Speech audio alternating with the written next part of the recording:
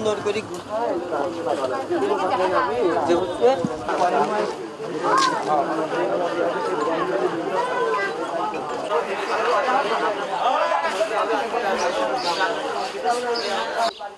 কি নিবেন বলবেন।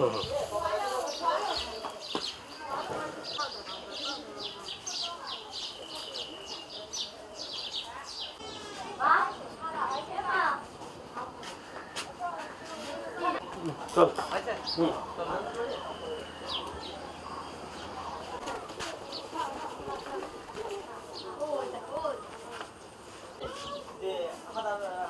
ভাই সমস্যা আছে নাকি? না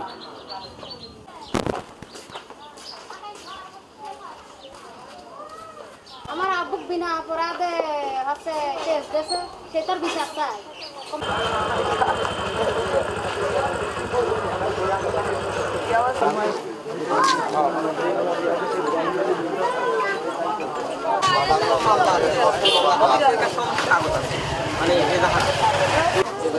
সুন্দর করে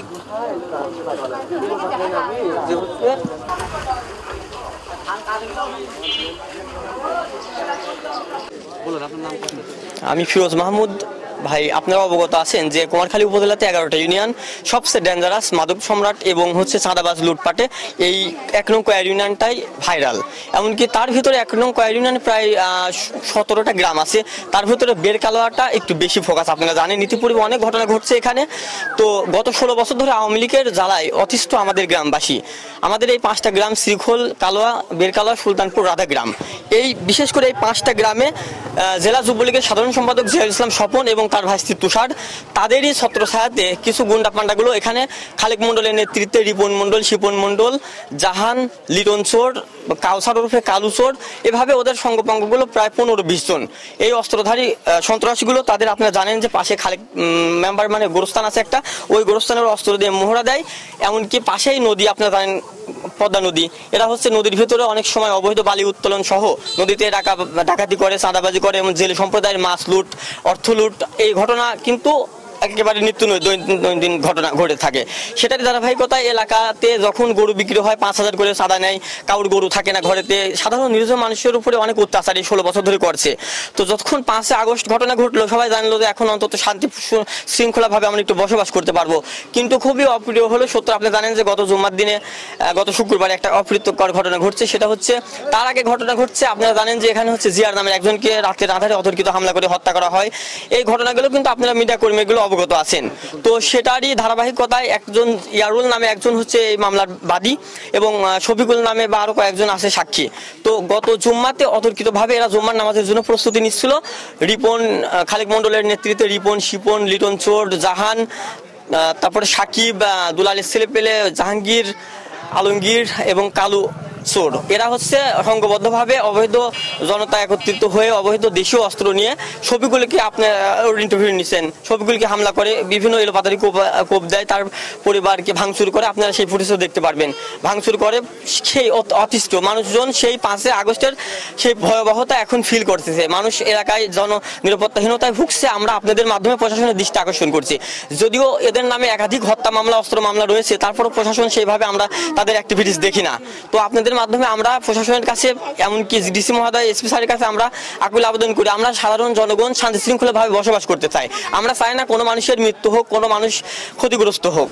এই যুবলীগ পদবীধারী এখানে এদের জ্বালায় অতিষ্ঠ। থানাতে অনেক একাধিক মামলা রয়েছে, আপনারা জানেন। তো আমরা এর সুষ্ঠু বিচার চাই। এমনকি বিশেষ করে গত শুক্রবারে যে ঘটনাটা ঘটলো, 2-3 জনকে আহত করলো, কুমারখালী হসপিটালে ভর্তি ছিল। এমনকি বাড়িঘর লুটপাট, দরজা কোপানি, অনেক টাকা পয়সা ছিল, শোকেস ভেঙে নিয়ে গেছে। তো আমরা এর সঠিক বিচার এবং তদন্ত চাই। মাদ্রিনা খাতুন। আমার স্বামীর নাম মোহাম্মদ জিয়া শেখ।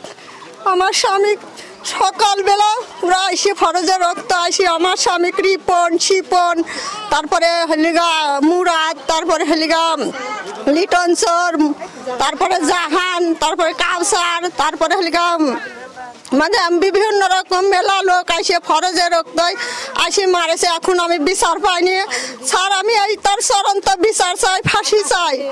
আর এরা হলিগা সন্ত্রাস, চাঁদাবাজ, আমি লিখির লোক।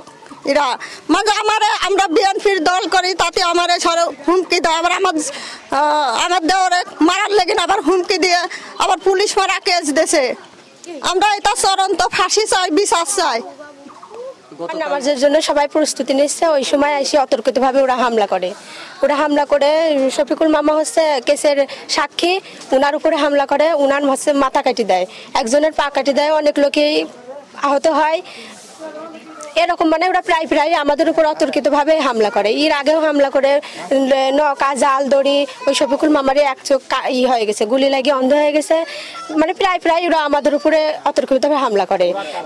নামাজ পড়তে যাচ্ছিল, এদিকে ওখানে বকা বাধ্য আসছে, ওই নদীর গুলি বকা বাধ্য হলে এবার তো আমি আগে গেলাম, আগে যা বকা বাধ্য করতে যাবে ইয়ারুল হচ্ছে কেসের বাদী পুরী মাস্ক করতে আইছে। তাই বলি আমার কাছে আমার বকা বাধ্য করার দরকার নেই, তাই বলি আমার কোপ নাই দিলে তো কই থেকে সন্ত্রাস সবাই জানে, আমার চোখে গুলি লাগে, এখন চোখ কানা করে থুই দিয়েছে, কই থেকে সন্ত্রাস সরের নদী থেকে ডাকাতি করে খায়, সন্ত্রাসী করে খায়। সিলি রিপন, খালেক মণ্ডল, লিটন সর, শিপন, জাহান, মেলা লোকই ছিল, কাউসার, বাবুল, সাবুল, আরো অনেক কিছু লোক ছিল। আমার তো চোখে গুলি আছে এখনো চোখের ভিতরে, এখনো বিচার পায়। অবস্থা নিয়েছিল অল্প খারাপ মারা নিয়ে আইছিলি, এখন ওরা সুস্থ বিচার চাচ্ছে, সুস্থ বাস করতে চায়, সুস্থ বিচার চায়। কই থেকে সন্ত্রাস ছাত্রলীগের সভাপতিরা সবকিছু কাজ করে বেড়ায়, 14-16 বছর ধরে জ্বালাচ্ছে।